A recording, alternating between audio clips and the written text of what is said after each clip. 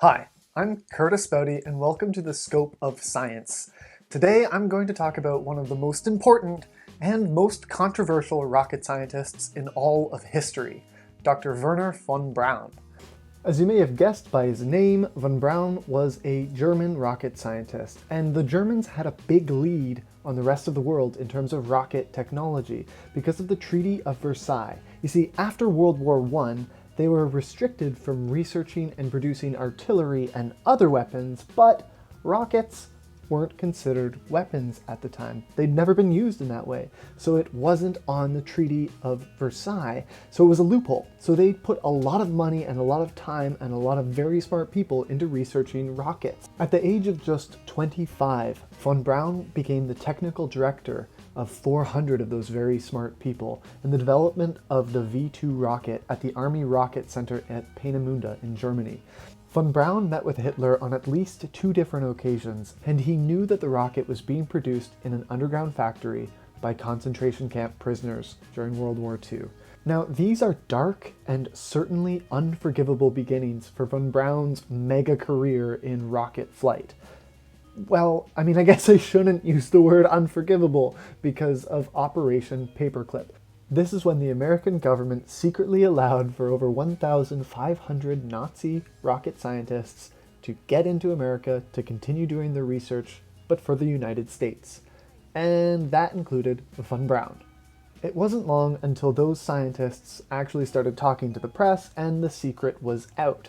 But by then it was already the Cold War, and everybody wanted to beat the USSR in the race to space. And by then von Braun was working at NACA, the National Advisory Committee for Aeronautics, and their symbol looks a lot like the Batman symbol, if you ask me. Now, despite von Braun's involvement in developing weapons during World War II, what he really wanted to do was for mankind to go to the moon and to go to Mars.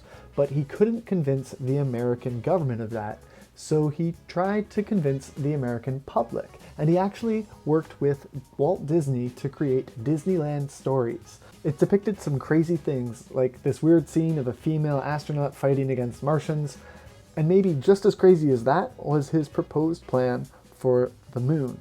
Crazy because it just might work.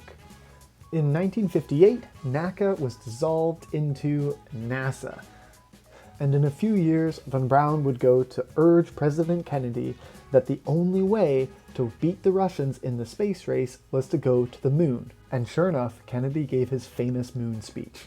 We choose to go to the moon in this decade and do the other things, not because they are easy, but because they are hard. Von Braun became the lead architect for the Saturn V, which is the only rocket to send people out of Earth's orbit to the moon.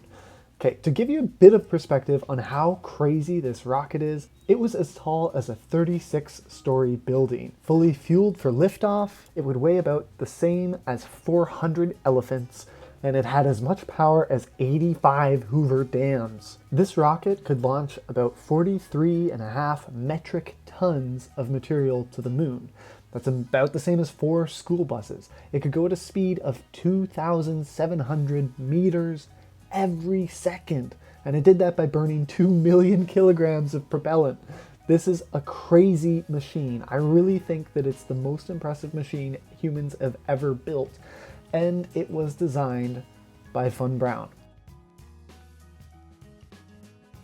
The reason I became interested in learning about Wernher von Braun in the first place is because of this book, Breaking the Chains of Gravity, written by Amy from the YouTube channel Vintage Space. I'll put a card to her channel somewhere here so you can check it out if you haven't already seen it. It's amazing. Now, this book is the story of spaceflight before NASA, and it mostly focuses on the American perspective, so there's not a whole lot of info on the Soviet program, and there's nothing after NASA got formed in terms of the Apollo flights to the moon.